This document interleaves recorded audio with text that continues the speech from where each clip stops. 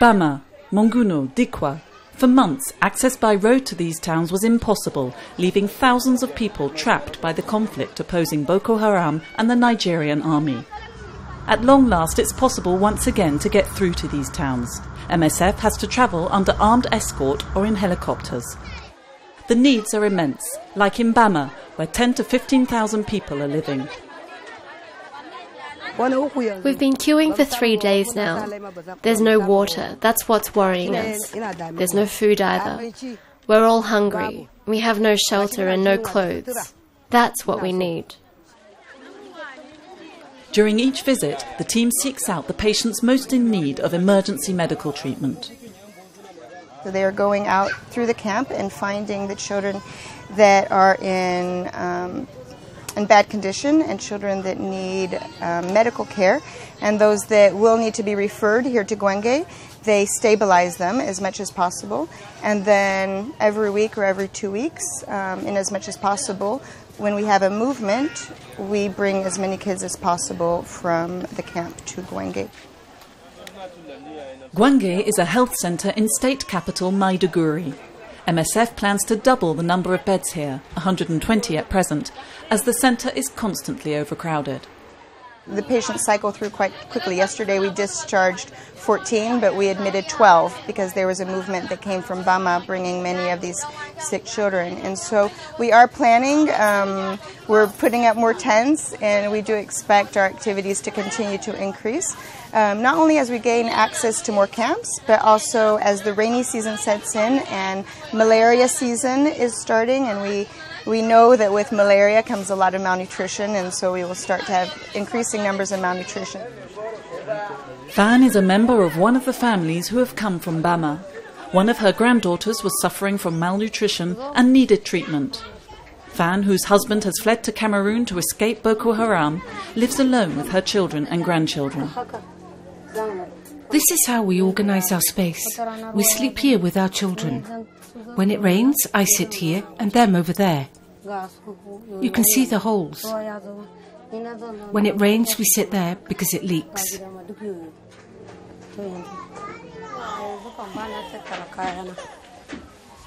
This is where I cook food.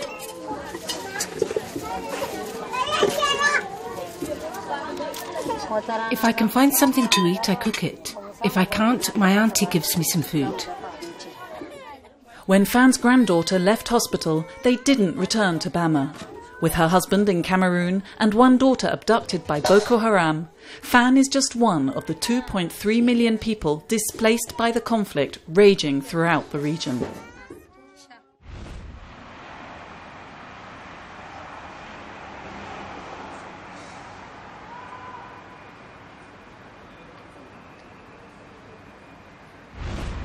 The hospital in Abs has provided treatment to over 4,500 patients during the past 12 months. It was a large facility with maternity, emergency and surgical units. On the 15th of August, it became the fourth MSF-supported facility to be attacked in 1 year. Tomorrow we will lose people because they won't have access to this type of healthcare. So it's not only to hit the hospital, the damage are far beyond that. And I mean, it speaks about what is happening in the country right now. More and more civilian infrastructure are targeted.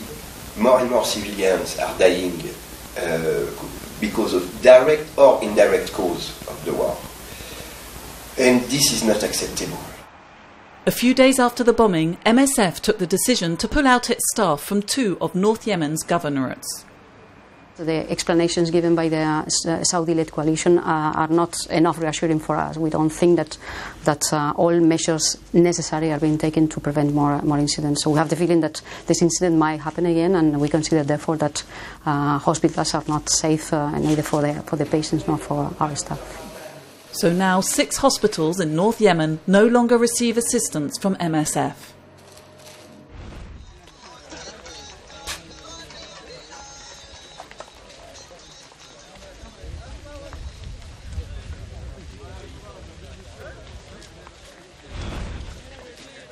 Every afternoon in one of the containers at the MSF Youth Centre in the Calais jungle, Livia explains to young refugees what their options and rights are, such as applying for asylum in France, being reunited with family in the UK, or simply being offered a safe place temporarily. L'objectif, c'est un peu qu'ils réfléchissent sur leur... The aim is to get them to think about what they're seeking to achieve in migrating. Sometimes they come to France with the idea of getting to England, but they don't really know why. It's just because they've heard it's better over there, that it's easier to find work. Giving them objective and well-informed information debunks the myth and opens up alternatives. The purpose is to allow young people to make their own choices and decide for themselves what will work best for them. Unaccompanied minors, who are often suffering from the trauma of leaving home and an equally harrowing journey, sometimes fall victim to violence in the jungle. In the youth centre, those who want to can talk to a psychologist. They can also get some respite through recreational activities or French or English lessons.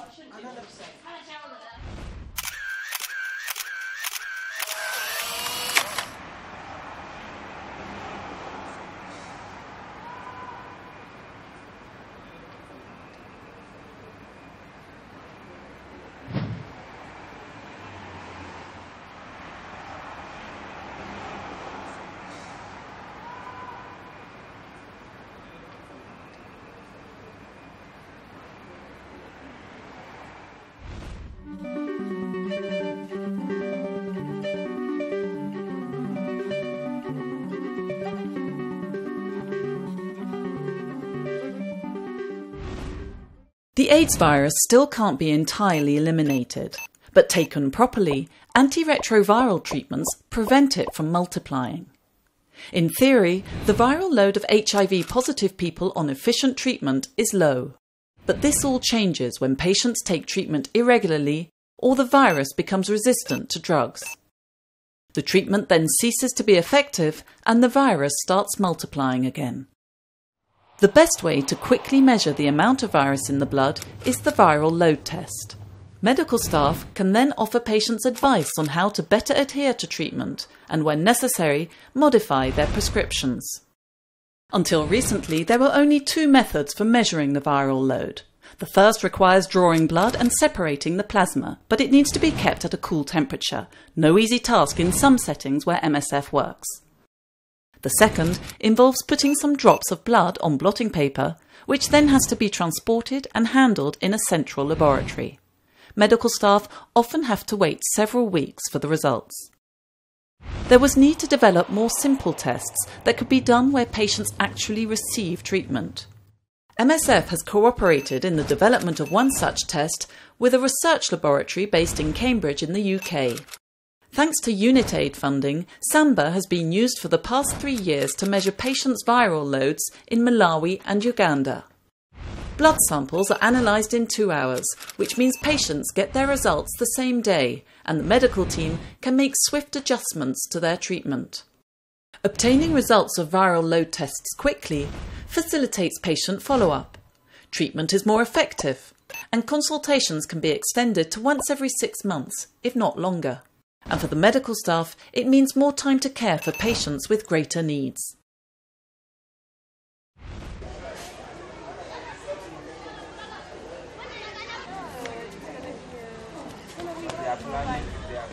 Before you go to mission, before you accept it, normally you do your research, you have some briefing, you gather some information, you talk to people you know, just to prepare yourself a little bit. But what I found it difficult, I think, in Nigeria to grasp is actually the severity of the situation. When you go there, it is something out of the imagination.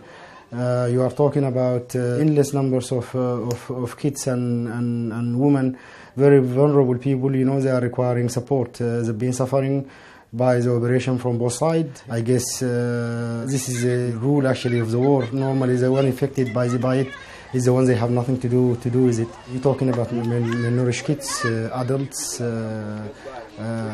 lack of medical assistant, lack of food, lack of sanitation, lack of many things. So when you see this one inside the capital, where all the authority and all the INGOs and all the local NGOs as well, with United Nations agencies everywhere. So you will think actually, you know, the situation will be a little bit more under control. So if it is not, can you imagine how it's going to be actually outside in those newly liberated area or those areas still under operation?